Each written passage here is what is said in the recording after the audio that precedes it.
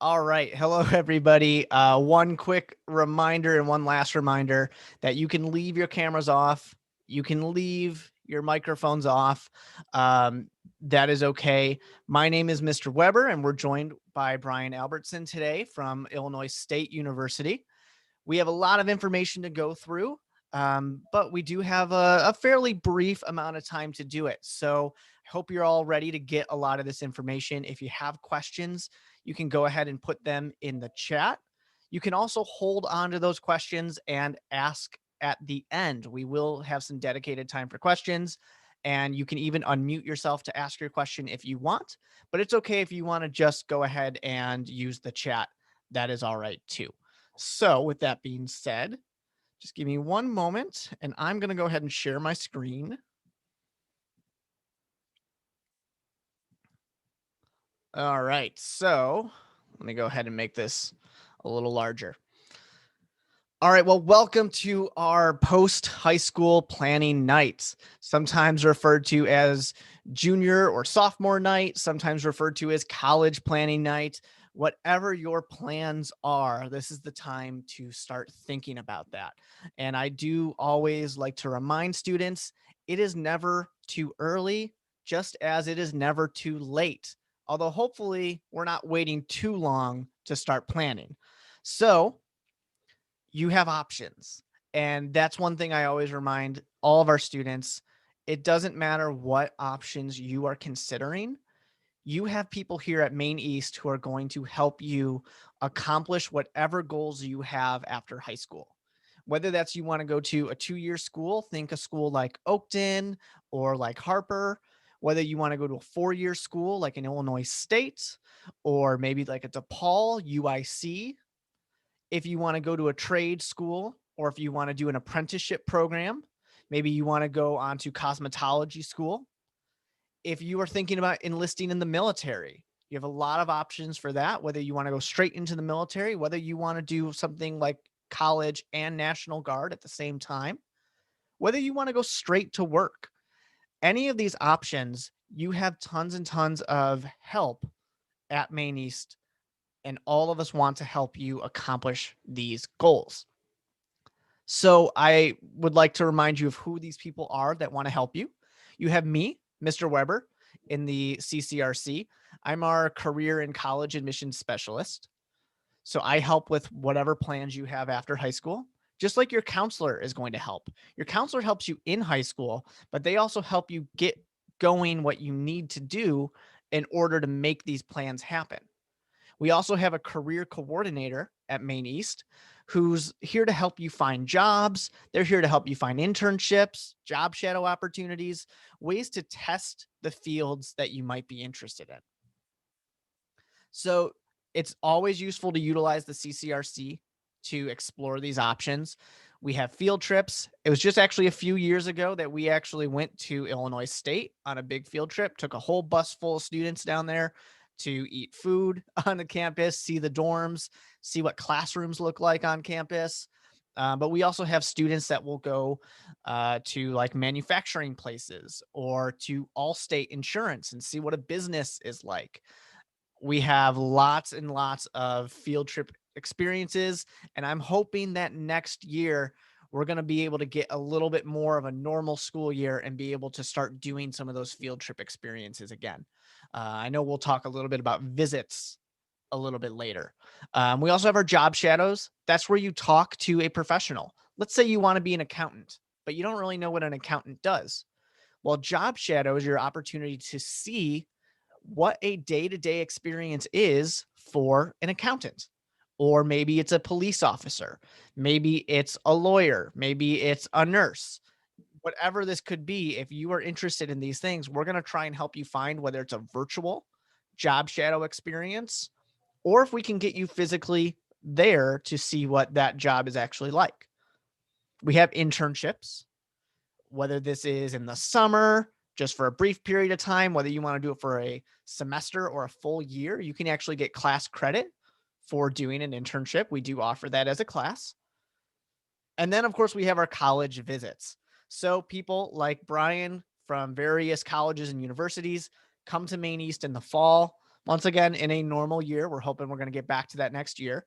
But this past year, they did a lot of virtual. They had Zoom meetings just like this, where they talked to our students, answered any of their questions, gave them tons and tons of knowledge about what makes their colleges special and why that college might be a good fit. And of course, don't forget about UScience. UScience, if you have no idea what you want to do, UScience is a great tool that we have to help you figure out what careers might be a good fit for you. And if you do have questions about UScience, you can always reach out to me. You can always reach out to your counselor, and we'll make sure you get set up to complete that, complete the UScience assessment. So I wanted to take a moment to talk about GPA. Because as Brian's going to tell you, GPA is one of those important things for getting into college or maybe winning some scholarship money as well.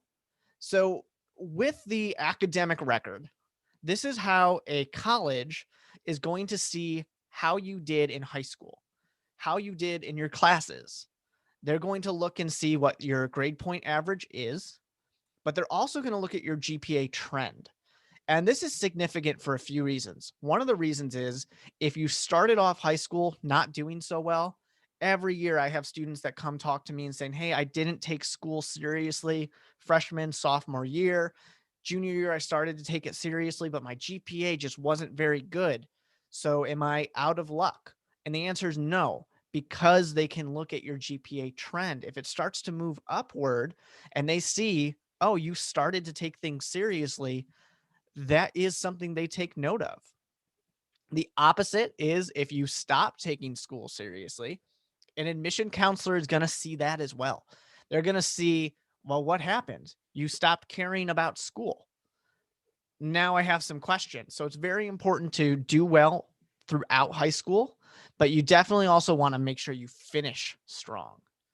So we have a lot of classes that you can sign up to take. Some of you have a lot more classes than others still to sign up to take, whether you're a freshman or a sophomore. You're going to have more classes that you need to take still compared to a junior or senior.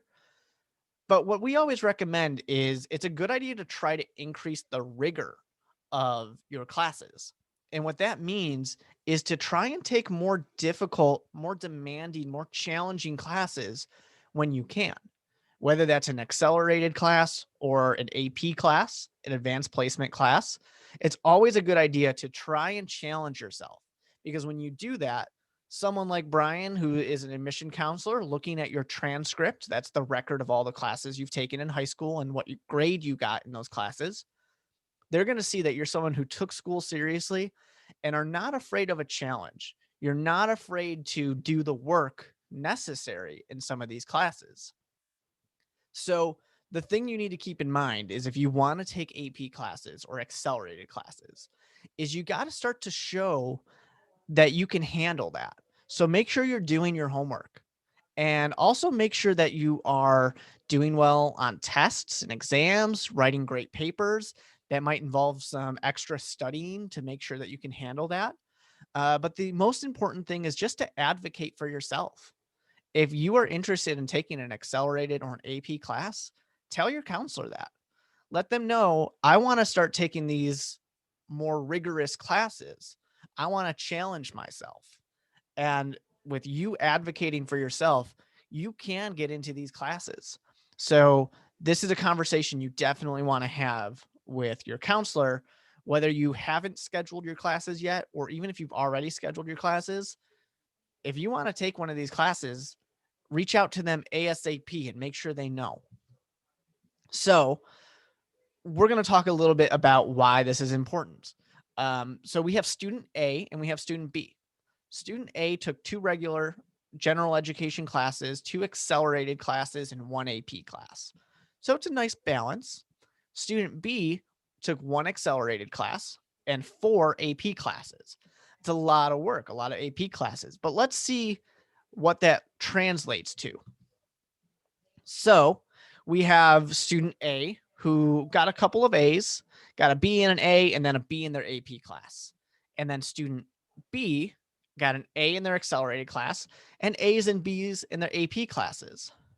Well, it might be covered a little bit on your screen. I hope you guys don't see the same thing I see. But student A, which is on the left, has a weighted GPA of a 4.2. That's pretty impressive. But student B, because they had more AP classes and did well in those classes, their weighted GPA is a 4.6. So the harder those classes are, accelerated or AP, that's going to add weight, which weight really is just extra points. It's kind of like extra credit. It adds a little bit and makes student B have a higher GPA. And higher GPAs, yes, they can get you into different schools, but they also can get you more money, more scholarship money. That's free money to help you pay for school, help you pay for college that you don't have to pay back. But it's important to know what you can handle. If you're someone who's in multiple sports and you work after school, you might not want to take 4 AP classes. It might be too difficult to manage all that coursework. So the opposite of that is we still have student A. They're the one who had that 4.2 GPA, but student C, who took 1 accelerated class and 4 AP classes as well, this student didn't balance their time that well. So because of that, they ended up with an accelerated class that they got a B in, which is fine. And then 4 AP classes where they got C's, a B, but then a D. So even though they had the weight of an AP class, and even though it looks impressive to have taken those classes, because they couldn't quite keep up with the class and do the work, they actually end up with a 3.0 GPA, which is not as good as student A, even though they took more AP classes. So it's important for you to advocate for yourself and challenge yourself, but to do it in a way where you know you can handle the work that's going to be asked for you. So what I would like you to do is, if you're interested in these, talk to your counselor, but talk to your teacher as well. If you want to take an AP science class or AP English class, talk to your current science or English teacher and ask them what the workload is going to be like. They'll be able to kind of help you figure out if it's something where the added work is going to work out for you, or if it might be a little bit too much to handle. And that's okay. We don't want you to set yourself up in a position to fail. I do think it's also important to always mention when we're talking about college, that college admission counselors don't just look at your GPA. They don't just look at your SAT score. They look at the clubs and activities you're a part of. So if you haven't already, consider joining some clubs and activities. Our sports just came back and a lot of those seasons just started. Clubs and activities have been doing things virtually, but a lot of them are coming back as well. And if we don't have what you want, you can talk to me. I'll help you. Talk to somebody about starting that club, that activity that you're interested in. It's always important to remember too, just like the AP classes, quality over quantity. Don't just join every single club. Join a couple of clubs that you're actually interested in, that you'll actually go to the meetings for, and maybe see if you can become a leader. It looks impressive to be the treasurer of a club as opposed to being a part of 6 different clubs. So having a leadership opportunity is going to be a really great thing. And if, like I said before, if you don't like any of the clubs that we have at Maine East, it's okay. You can start your own. Mr. Stevenson is a great resource to reach out to that. But if you want my help, I can help you out as well. So one more thing to talk about for test scores. So juniors, you have a SAT test to look forward to in April. And for our sophomores and our freshmen, you're going to have that in the not too distant future as well. So the way you can start preparing is to look back at your PSAT scores. That's your practice SAT. You can look at that, and you do that by logging into College Board. You remember that because I know we do that every year. But you can do that to look and see what you maybe need improvement for. And a great way to do it is actually with Khan Academy. I know you all know about Khan Academy because we talk about it and you do it in certain classes. But Khan Academy is a fantastic resource to help improve your SAT scores. So the quote that I have that you can see is that it raises your confidence and it raises your scores. 20 hours of practice on Khan Academy is associated with an average of 115-point score increase. So that's certainly helpful to give you kind of that little boost, because do agree with this. It really, a lot of times, is about feeling confident on that test. If you know that you're going to do successfully, you most likely will. You can always take tutoring programs. There's online resources. If you want help finding online resources, I'm a great resource. Just reach out to me.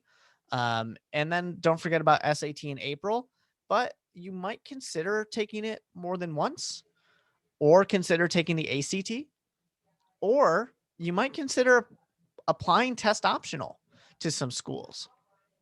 I know Brian's going to talk a little bit about test optional, so I will leave that. But if you do have questions about what that means, test optional is your ability to not send a test score and still be considered at some colleges that will allow you to not send a test score. So letters of recommendation is one more thing that I need to mention, because this is very important. It's not who you know, or it's not what you know, it's who you know. If you've heard that quote before, that's what letters of recommendation are about. So the relationship you're building with your teachers and your counselors, make sure that's a good relationship, because your counselor is going to probably end up writing a letter of recommendation for you. You're going to need to find some teacher that likes you and has good things to say about you, so they can write a letter of recommendation for you. And admission counselors are going to read that, and they're going to take that letter of recommendation seriously, because this is someone who's seen you perform already. If they say they know you can do a good job in college, the odds are the admission counselor is probably going to believe them, because, well, they've seen you do a good job already. So if you show your work ethic, if you participate, if you become a leader inside and or outside of the classroom, these are great ways to build up those people who have great things to say about you. But it works the opposite way too. And I can say that for sure, because I have talked to students who really struggled to find someone to write a letter of recommendation because they did not participate in classes. They didn't do their homework. They didn't try. And teachers didn't have good things to say, so they didn't want to write a letter of recommendation. So make sure you don't find yourself trapped in that situation. Do well in your classes. Make sure your teachers aren't, frustrated that you're not participating, that you're not turning in your homework, that you're not participating in everything that's involved with the class. So that way you have people who are going to say great things about you. If you do have questions, always feel free to reach out to me. I'm more than happy to answer your questions. But right now, I will actually turn this over. I'm going to stop sharing. And we have Brian from ISU who's going to help us out. Awesome. Thank you, Mark. I'm going to screen share here so you all can see my presentation. Awesome. Great. So thank you all for joining us tonight. It looks like we have about 18 people here, so awesome. And if you're watching this pre-recorded, thanks for taking a second to hear what we have to say about the college search. So as Mr. Weber said, my name is Brian Albertsen. I am the Assistant Director of Regional Recruitment with Illinois State University. So basically what that means is that I help students like you learn more about the college search process, the college application process, and of course about Illinois State. So let's get started. Many of you are probably at this point receiving college mail. And you might be thinking, well, I might get a few pieces of mail here and there, but how are your email inboxes looking these days? I'm sure some of you probably might not even look at your email at this point. Your email is going to be a very important way colleges and universities speak with you about what opportunities there are at those places. But also, once you become an admitted student there, we're going to be communicating with you a lot through your email.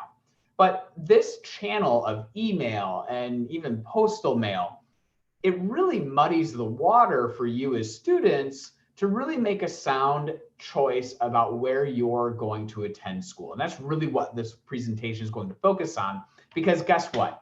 There are 4,627 degree granting colleges and universities in the United States. That's not even considering international opportunities. So, in the college search, you're only looking for one school right? You can only go to one school in your first year. Well, unless you transfer, and students do that. But you're looking for that one school to make that decision. And there's over nearly 5,000 options out there in the United States. So the question becomes, where do we start? And what I like to say is, it's not about finding the best college. It's about finding the right college for you. And it's every year that I hear students and families say, well, I really want to get into a really good school.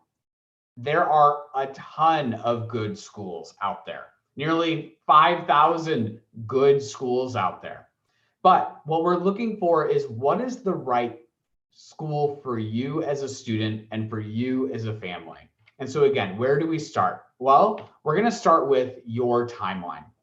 And your timeline is really important.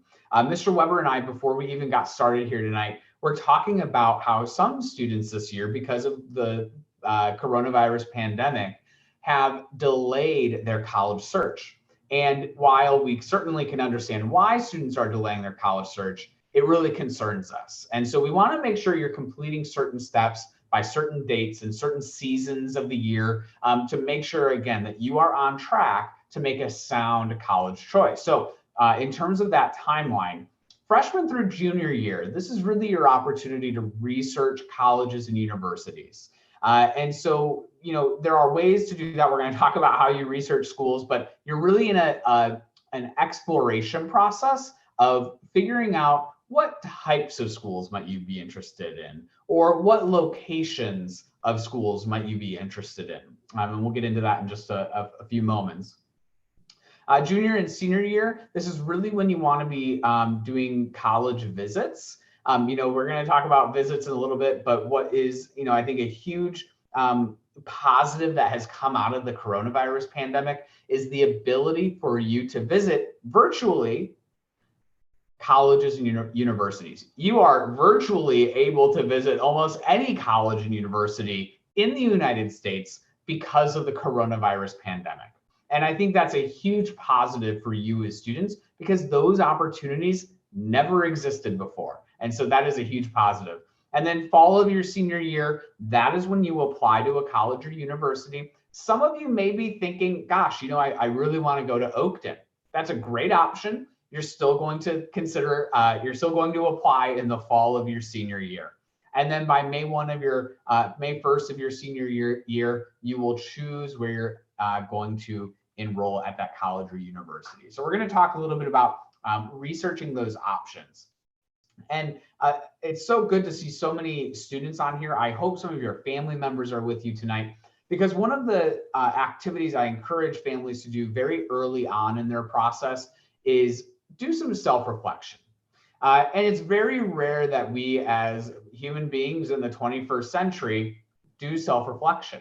But I think this is so key in the college search, because it allows you to know who you are, and then look for those same values, mission, a personal mission statement, extracurricular opportunities that you're looking for. You're able to look for those qualities in a college as well.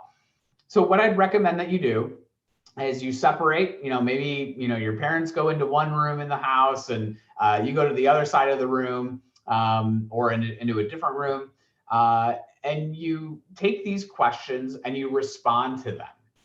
And so, students, who are you? And that's a big question. I mean, I'm 31 years old, and that question, I don't know if I have a sure answer to that one at this point. I have some ideas, but that's something that I'm still considering. And then parents and family, we would recommend that you take the question of, what kind of school and community fits my student? And so you can even answer the question as, who is my student? And of course, you could say, just put down their name, right? And just be funny about it. But what qualities does my student have? And what are those things that we're going to be looking for in a college? And then I would recommend, coming together and comparing your lists and discussing the differences. And of course, you don't have to do that tonight. We're not going to take time out of the presentation to do this, but this is something to do maybe this weekend, or later this spring, where you can start that self-exploration and research process for the college search. Now, when we're talking about the college search, there's three types of fit. Mr. Weber talked about fit within his part of the presentation, and you're probably going to hear college fit more and more as you do this process. And when we talk about college fit, there's three types of fit we like to talk about. There's academic fit. Specifically, for example, an academic fit is, what majors do you have? What academic programs are there? Social fit, where is your school located, for example? And financial fit, meaning what am I going to be expected to pay out of pocket? Now, in these fits, you want to find a school that you can say yes to all three of those so that you find yourself in that middle of the screen there, in that red area where it's an academic fit, a social fit, and financial fit, because we know that if you find a fit in all three of these areas, it's likely going to be a great college or university for you. Now let's dive into each one of these a little bit further. So academic fit. Mr. Weber was talking about GPA trends and AP courses and the rigor of your courses. All of that was great information, and I think excellent information for you to consider as juniors and sophomores and even freshmen if you're joining us tonight. But I want to take a little bit of a different take on it from the college admissions perspective of what we're looking for within students. And so something all colleges and universities do is they report something we call our middle 50 percentiles. And what those are, middle 50% tables, are really showing you who is most competitive for admission to the university. And that's something you're going to be looking at throughout the entire process. Now, it also can clue you into who is most likely to earn merit-based scholarship or grant funding, meaning money you don't have to pay back from that university. And so let's talk through some of these things. So what I've done is you can see that bell chart there, that bell curve chart. I have Illinois State's, typical admission standards, our, students who are most competitive for admission to the university. They would have a 3.1 to a 3.8 GPA, a 21 to a 26 on the ACT, or a 1060 to 1270 on the SAT. Now, if you are within those ranges, again, between the 25th percentile and the 75th percentile, you're likely to have a good chance of being admitted. Now, students who are over here on the right-hand side of the chart, that green part of the chart there, your chances are excellent for being admitted to the university. There may be some academic programs that we have to, that may have higher admission standards than the university, but in most cases, Illinois State would be a great fit for you if you have above a 3.8 GPA and above one of those test scores. Now, students on the lower end are in that red area. That is where we start to have a little bit of a more, what we call a holistic review of your application file, meaning we're going to look more specifically at your high school transcript, the courses you've taken, the rigor of those courses, meaning honors, AP, accelerated coursework. We're going to take a little bit of a deeper dive into those, maybe even your and definitely your personal statement and test scores if you choose to submit those. Now, you can probably imagine who is more likely to earn merit-based scholarships at this university, at Illinois State. It is the students in the green area of this chart. So again, if you are above the averages, if you are above the test scores, above the grade point average, you are likely to be admitted, and you're likely to get a good merit-based scholarship from that university. And so that's just a little bit about how you might start to craft your list of schools, is looking at what we call the academic profile, or the middle 50% profile of those schools that you may be interested in. Now, some schools, you might find that they have test scores and GPAs that are way higher than yours, right? Maybe like an Ivy League school, like a Harvard, a Princeton, a Yale, and maybe your GPA or your test scores quite aren't there. That might be a little bit more difficult in terms of admissions, and you also likely wouldn't be looking at merit-based scholarships. So those are just some things that you would want to keep in mind. Other things we talk about with finding your fit in terms of your academic fit. What school will help me prepare me for my career? So one of my favorite examples of having a conversation with a student about this is, a few years ago, I had a student walk up to my college fair table and say, tell me about your marine biology program. And unfortunately, I had to tell the student, well, we're located in Normal, Illinois. We actually don't have any oceans near us, and so we don't have marine biology on our campus. So for that student, Illinois State would not be a good academic fit for her. She should look at the coast, maybe somewhere, down south, maybe in Florida, Texas Panhandle, or in the Texas Gulf. There are other schools out there that will be a better fit. What school has my major? Again, same example, make sure the school has your major. And what's the academic environment like? What are the class sizes like? Who teaches courses? Are they teaching assistants, graduate assistants, or are they professors? And so those are some things that you're going to want to consider in terms of the academic fit portion of this. Now, social fit. This is a great topic, and I think something that gets overlooked. And the reason I say this is many people are most often concerned about academics and finances. And academics and finances really rule that consideration of where I should go to school. I think sometimes social fit does get overlooked.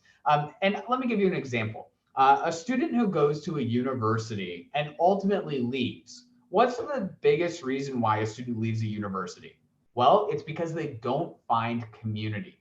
And we as universities want you to find community as early as possible within the process. Because again, we know that students who find community early are more likely to persist into their second year and persist towards graduation.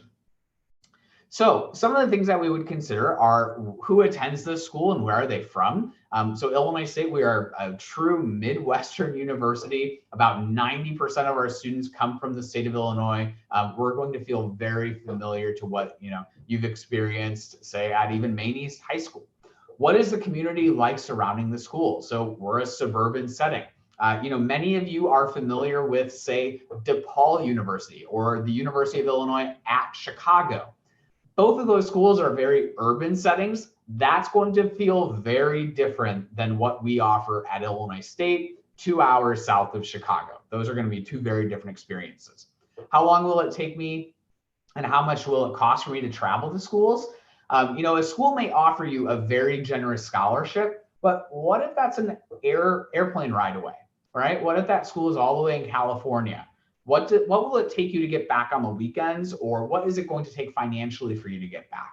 Another example I like to share with this is, if you're looking to go skiing on the weekends, you probably want to be near some mountains, right? So again, it's that social fit aspect of, where am I going to fit in? What's that community like? And even, what am I going to get involved with?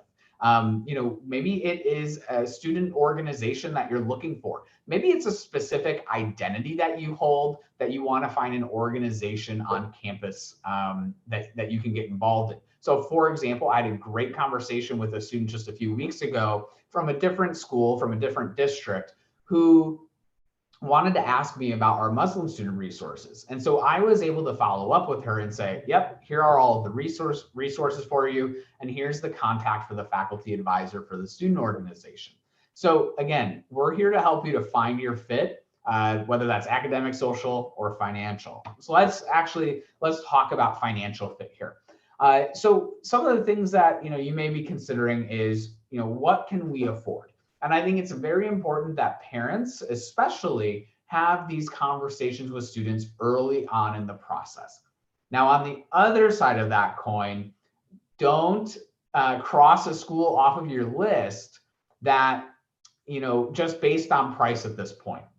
You can go through the application process, you can go through the scholarship process, you can go through the financial aid process, and they may be able to make it in a very affordable price for you. But I've heard students say, oh, well, that school costs too much, in their junior year, when you don't know what your final cost is going to be. And so I caution you from removing any schools from your list early on in the process, such as in the junior year. So what scholarships, grants, and other free money sources will I have available? That's a great question to ask admissions counselors like myself. I'm going to be able to help advise you on what opportunities and what funding sources will be available to you. What's the retention and graduation rate of this school? And I think that's a good question to ask, because you don't only want to know about what am I going to be paying out of pocket, but what's the return on investment? And I know you guys talk about return on investment with Mr. Weber a lot. He has a lot of great resources for those types of things, but what's the return on investment? And am I likely to stay at that school? And am I likely to graduate from that school? And so those retention and graduation rates can be helpful with that. Other resources you can see there: free application for federal student aid, alternative application for Illinois financial aid. That application is specific for undocumented or transgender students. And so that would be applicable for those identities. Net price calculator, scholarship searches, and of course your college and career center would have information on local scholarships as well. Now, as you're building your list in terms of research, what we're going to be looking at are some key college research resources, websites, one of them being Big Future College Board. And this is a great website, and this is actually the one I'm displaying on the screen there on the right, where you can actually put information in about you, and it will tell you what schools would be a good fit for you as students. And so you can see on the left-hand side there, you can put in what type of school, public or private, medium or large size, or maybe small. Location, you can say whether it's an urban, rural, or suburban setting. So you're able to kind of put in those things that you thought of like, okay, I want to be in an urban setting. I want to be in the city. Great, put in an urban setting, and it will show you all of those schools that match that criteria. CapEx.com is another good one I recommend. It will allow you to add schools to your list, and you will start hearing from those schools. So please know that if you join any of these websites and you enter in your information, you will begin to get more college information. So if you're already getting too much and you're like, whoa, I need to step back, maybe you go through those first. But if you're thinking, gosh, I really wish I was getting more college information at this point, these three websites are three key resources. And of course, again, the Maine East Career and College Resource Center, Mr. Weber would be a great resource in terms of helping you build your college list. Now, there are a couple of upcoming virtual college exploration events that I wanted to let you know about. StriveScan's virtual 6x6 college fairs. Those are actually happening this Monday and Tuesday. Excellent programs that you can learn. I think there's like over 200 different colleges and universities signed up for these. You hear from 6 different colleges for 6 minutes each, and you can register online here at strivescan.com/Illinois. And then College Board Big Future Days Midwest, that is March 11th from 4 to 8 p.m. And you can register on College Board's website, bigfuture.collegebboard.org/big-future-days.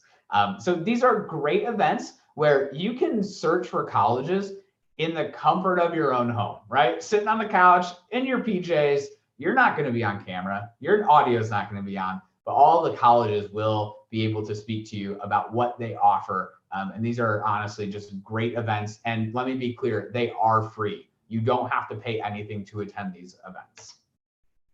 So that next step in the process is visiting. And, this will look a little bit different, right? This is what visiting looks like in a normal non-global pandemic year. And we always recommend that you contact the admissions office that you would like to visit. The reason why I recommend students to contact the admissions office is because if we're able to know that you're coming, we're then able to customize that visit for you and make it a little bit more personable. There are different types of campus visits. Maybe it's a daily visit where you just come down for a day. Sometimes there's overnight programs. Maybe there's visits specific to your academic program that you're interested in, or maybe for specific to admitted students. So a great question to ask an admissions counselor is, what kind of visits do you offer? And we'd be happy to share those with you. Pick a day when you know students will be on campus. Again, this is when we're not in a pandemic. Many campuses don't have students on campus. I always recommend students to grab a student newspaper while you're on campus, because that will tell you a little bit more about that campus culture and get the student voice outside of what you're hearing from your admissions tour guide. And then appointment or walk-in, again, it's always best to have an appointment rather than just walking in and showing up. So again, contact the admissions office. Now, visiting during a pandemic. So this is going to look a little bit different again, as I mentioned. Virtual options, there are virtual information sessions where a school will just talk generally about the university and its admissions process. You can sign up typically for a one-on-one admissions appointment with an admissions counselor. Those are excellent when you have specific questions about a college or university. It's not necessarily a great option when you're just, interested in learning more. That's what those virtual information sessions are for. The one-on-one appointments can, and all of these can be scheduled online on university websites. Student panel, this would just be, students talking about their experience, and then general college search information sessions, very similar to something I'm doing, what I'm doing tonight. Many schools are offering these general college search resources where you can learn more about how to search for a college. And so those can be helpful as well. Now, some schools are doing in-person visits. That would be Illinois State. We are doing in-person visits at this point. Those are very popular. As you can imagine, we are adhering to all of the COVID-19 restrictions from the state of Illinois and local health authorities. So we do have campus visits and tours, very small, maximum 25 people within those visits. We also have a self-guided tour. If you don't want to do the group thing, you can certainly come and do a self-guided tour. And some schools, this is super cool, and I wish we had this, have a driving or a podcast tour. How cool is that? I would love to do that. Unfortunately, that's not something we offer. But again, these are just options generally that colleges and universities are offering now that they didn't offer before, and it's truly because of COVID-19. Visiting, this is a great slide to screenshot or take a photo of on your phone. These are a list of questions that you can ask while you're on a visit. You can also use this as a resource when you're on the phone with us, or maybe you're just emailing an admissions counselor. This is a great resource that you can use to ask some good questions. I think these are great questions. Some of them even stump me sometimes. One good one is, why is your school different than any other school? I mean, hopefully an admissions counselor will be able to speak about that. Or again, maybe you have a specific identity. Maybe you're a person with a disability. How can I go about receiving accommodations? So again, I strongly recommend that you either take a photo of this or screenshot this. So we'll move on at this point. Great. So application process and committing to a university. So the application process, again, will occur in the fall of your senior year. So application for admission, you'll fill out some type of application to say, yes, I am interested in your college. Most commonly, schools will have you apply through the common application. No pun intended. The common application is common because it's an application that hundreds of schools use. And if so, you apply through that system. You only have to enter your biographical information once. But even though it's called the common application, schools will have different requirements of what you need to submit within that application. Or you can come to a school website, such as Illinois State. That's where we're located. We are only on our school's website for the application for admission. And so it's just a little bit of a different process, I should say. I highly recommend you write down all of your usernames and passwords. Every year I have students asking me, what's my password? I forgot it. And you're applying to a lot of schools likely, 3 to 5 schools. It's good to have your usernames and passwords written down for each of those. Now, some of you will apply for an application fee waiver by way of being on free or reduced lunch at your high school. Mr. Weber can certainly answer questions about that, or an admissions office can as well. Otherwise, there is typically an application fee that you may need to pay for, to apply to a college or university. Some colleges, however, do let you apply for free. It just depends on those specific schools. Now, what may be considered in your application? And I put may in all caps for a specific reason. And that reason is because every school is just a little bit different. And so I can tell you, probably the most important things that are going to be considered are your grade point averages, the courses you've taken. So basically your transcript information, and then also an essay, whether that's a required essay or even an optional essay. You can see I have test scores in there as well. We're going to talk about what test optional means in just a moment, but some students may choose to submit their test scores as part of the application, letters of recommendation, and potentially other requirements. For example, if you're a student who is interested in going into a performing arts major or maybe a visual arts major, you may have an audition or a portfolio that you need to submit with your application. So for example, I was a music major in college. Please don't ask me to sing. I only do karaoke nowadays. But I was a music major in college, a vocal major, and I had to audition to get into the School of Music. So I had to prepare some music, sing it for them. Luckily and surprisingly, they let me in. And so those kinds of other requirements are things you're going to want to look at for those specific schools, because you may have, again, additional above and beyond additional requirements that you need to meet. So the moment you have all been waiting for, so what is test optional? And so, you may be hearing like, oh my gosh, like I don't need to submit a test score to apply to a college, or, it doesn't matter what my test score is, when I apply to a college. There's three different types of what we call admissions testing policies. And so the three different scenarios here are test optional, where you are able to submit a test score. You are also able to not submit a test score with your application and still be considered for admission to the university. And so you have the option to submit it or not submit it, but you still have the option to be considered for admission.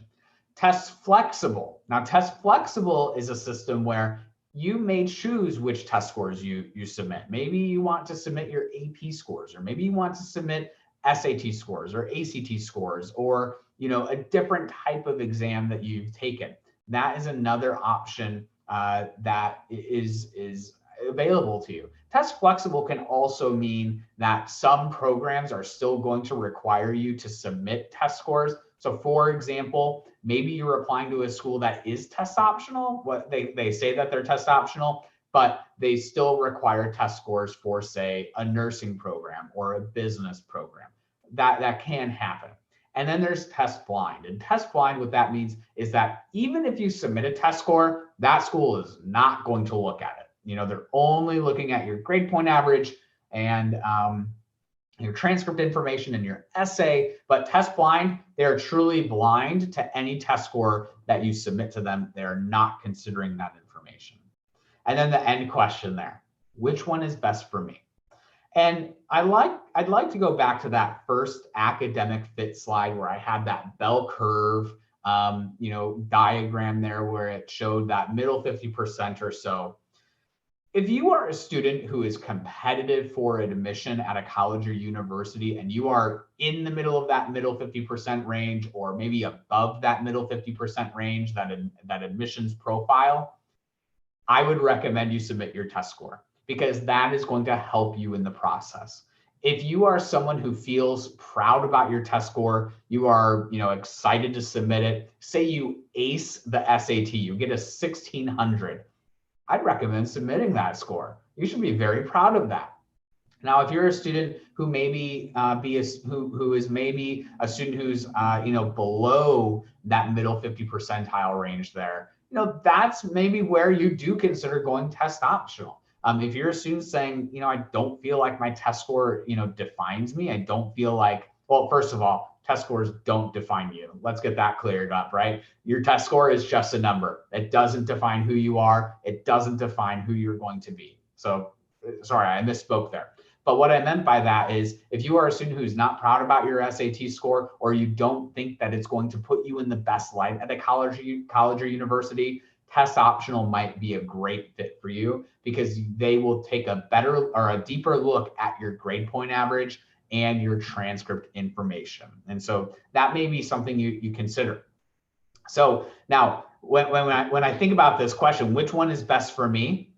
I also recommend you ask that question to a college admissions counselor like myself. And I am always happy to tell a student, hey, I really think you should apply test optional. Or, hey, that test score is great. That's a competitive test score for Illinois State. I think you should submit that test score. Because every school is going to be a little bit different. And you can ask them, which one is best for me? And the reason why you can ask that question is because my profession, college admissions, I am looking for reasons to admit students. I'm not looking for reasons to deny you. I'm not looking for reasons for you not to come to ISU. I am looking for your success story. That's exactly what I'm looking for. I want to see you be successful on our campus. And so I am going to advise you properly to make sure that you are, putting your best foot forward in terms of our application process. And last but not least, May 1st of your senior year is National College Decision Day. It's a huge party typically. We love May 1st because we celebrate our new incoming students. You are at the finish line of your college search. And so if you're a junior, you have just over a year, right? About a year and 3 months until you decide where you go to college. And so we're very excited for you. And we can't wait to work with you in that process. So what can you do now? Right? I just said we're a year and 3 months away from May 1st, 2022. But what can we do now? One, every day, strive to be your best academically. One of the things that I wish someone told me when I was a junior in high school, especially a second semester junior in high school, is that your GPA matters significantly. And the GPA at the end of your junior year is the GPA you send to colleges. You have 3 months, I repeat, you have 3 months to improve your GPA because that's what colleges will see. Advocate for yourself. Mr. Weber talked about advocating for yourself in the classroom to see, hey, maybe I want to take an AP course or an accelerated course. This is an essential, not only student skill, it's an essential life skill to advocate for yourself. So strongly recommend you start doing that, speaking up for yourself, talking to a teacher about what you truly want out of your experience. Set up a college specific email address. You are going to start getting more and more college emails. It's great if you have it all housed in one location. So for me, I would do brian.college@gmail.com. Maybe somebody else, Nicole, you should do Nicole's college email @gmail.com, right? We on the college admission side don't care what your email is. Well, unless it's something a little inappropriate, then it's a little awkward. So even if it's Nicole's college email address @gmail.com, awesome. That's great. We totally understand why you would do that. Find your Brian at schools that interest you. So maybe you have 3 schools and maybe none of them are ISU, right? Maybe you're looking at schools only in Wisconsin.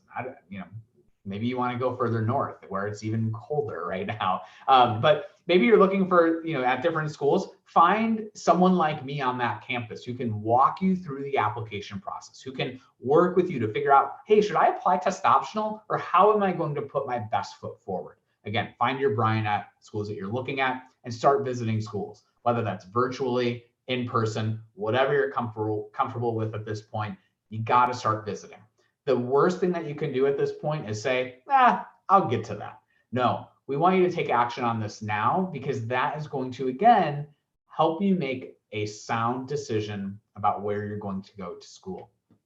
So that does it for my part of the presentation. I'm happy to take questions and talk a little bit longer. We've got maybe 4 or 5 minutes or so. If you want to join our mailing list, please do so by just scanning that QR code. Of course, no pressure. You don't have to fill that out. Only if you're like, hey, I might be interested in ISU. I want to get some more info.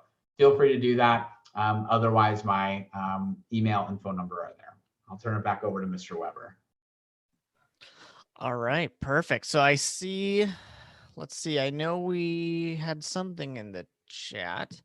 Okay, so someone who, let's see, are you still here? Yes, you are still here. Someone was asking if this is going to get posted, and it will get posted. So if you had friends that couldn't attend, or maybe your parents want to watch this later, it'll definitely be posted. So it'll be Google Classroom it'll be findable. So yeah, if you have questions, you can unmute yourself or you can put them in the chat, either way. I have a question. Go ahead. What plan should I have in my family not good enough to let me go straight to the college without scholarship? So were you, let me see if I got that correctly. You were talking about going to college without Yes, scholarships? and my family not good enough because I heard my aunt has told me before that if my family is not good enough to let me go straight to the college, I can go to the community college, but I'm not so sure about what does college do. Okay. So essentially, there's a couple of differences. So a community college is something you'll hear, or a 2-year college. That's going to be a school like Oakton Community College, or maybe like Harper. That's a little bit nearby us as well. So these are 2-year schools where they're going to essentially let you take the classes you need that you would typically take in your first couple years of school, in your first couple of years of college. So it's going to be like your English, your math, history, things like that. And they're going to be a cheaper price. So if you're in a family that that finances are going to be difficult and you don't get a lot of scholarship money, sometimes starting at the community college to save money is a good idea. Because then after you do those 2 years, then you would transfer over to another university, like a 4-year university, like an ISU. And then you'll finish the rest of your bachelor's degree. So it's a good way to save money because you're going to take pretty similar classes. And it's always an option, is what I like to remind students. No matter what, Oakton is always going to be an option for our students at Maine East. So if the finances don't work out for other schools that you were thinking about, that's okay, because they all have a way where you can take school at Oakton and transfer over and finish your degree at whatever that 4-year university might be. Let's go over for a couple more questions. So are all schools going to require SAT scores? Brian, I'll let you handle this one. No, no, not every school will require an SAT score. Again, there are so many schools at this point who are test optional, where they don't require test scores. So no, not every school will. Some may still require those, but not everyone will. And for some of these schools, we don't actually know yet for the juniors. We don't really know what they're going to do yet. And especially for sophomores, some of them might stay test optional forever now. So it is definitely something, as you're researching schools, it's just something to keep in mind to check in on. All right, so let's see. When you apply for colleges, do they look at your unweighted or your weighted GPA? And that's a great question. And unfortunately, it's everybody's least favorite answer of it depends. It's going to depend on the school. A lot of schools will take your weighted GPA, but there are some that want the unweighted. There's even some schools that say, we don't care about either one of those GPAs. We're going to recalculate our own GPA. So it kind of depends a little bit. More often than not, it's a weighted GPA. And I think at ISU, I think it is a weighted GPA that you guys take. Yep. Are schools easing up on students due to the pandemic? This might be a good one that Brian might have a good answer for. Yeah, I think that's a really good question. I think colleges are becoming more maybe I don't want to say relaxed, but we're becoming more understanding about circumstances that you're facing, right? Everybody is facing a global pandemic at this point, right? It's not like, oh yeah, that country, across the world is facing a pandemic. No, everyone is facing this. And so we are able to take things into consideration that we haven't been able to before. Maybe how remote learning has affected you, how, maybe you didn't do so well in one class. So I think it's more understanding than, like easing up on admissions requirements. we certainly still have admissions requirements, right? There are schools where, even Illinois State specifically, like we have very similar admissions requirements to what we've had previously, but we've added this option for students not to submit a test score, but that comes at the expense of looking more closely at a high school transcript. So we're going to expect more out of a student without a test score. We're going to expect more in terms of strong grades and rigor in their high school transcript than we would have if they submitted both a test score and a transcript. And I know that with the Common Application, they included a question this year, and I think a lot of colleges who don't use Common App adopted this question as well, asking you how COVID affected you, and it affected your community as well. So let's see. We have a question of what do colleges do with the GPA and what is the significance of the GPA? We talked a little bit about that, but Brian, definitely inform us about what you guys are going to do with GPA. Yeah, one of the things that we look at just right off the bat is your weighted GPA. And as Mr. Weber said, maybe unweighted, but we specifically look at weighted GPA. We're going to look, specifically at that and say, okay, what has this student achieved? If it's a 4.0, awesome. We're probably not going to look too much closer at that transcript because you have clearly excelled in the classroom. But for a student who might not have a 4.0, we're going to look more specifically at those grade trends. Did those grade trends go up? Did those grade trends just stay the same? Was there no trend, or was it a downward trend? So we're going to look at that. We're also going to look potentially at what courses or what grades did you earn in specific courses? Meaning, what courses did you do well in? Was it all of your, academic courses like math, English, science, or were they more of your electives like gym, PE, things like that? Colleges and universities want to see you do well in your academic coursework, your math, your science, your English. Sure, great, good grades in PE and chorus and, theater are great, but it's more important to college admissions that we see good grades in those academic core classes. So asking now, if colleges care more about what classes you took or your SAT score. And this is certainly one of those ones where it can depend on the different school, but I think it's a little bit of an apples and oranges as well. Meaning that they're going to care about both. They're going to care about the kinds of classes you took and if you challenge yourself, and if they're accepting and wanting your test score and you choose to submit it, they're going to care about that as well. So they'll care about them a little bit differently, but they all together kind of work with your GPA, with your admissions essay. All of it works together to really give them that full picture of yes or no. Is this a student we're going to accept, or is this a student that at this time we have to deny in that case? So it all works together a little bit like a puzzle, essentially.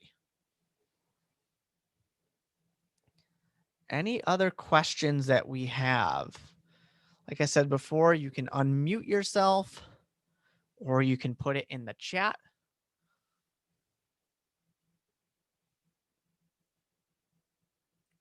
And if not, that's okay. You do have resources available to you at Maine East with me. You also can, especially if you're interested in ISU, but you do have Brian's contact information as well. This is going to be posted in Google Classroom.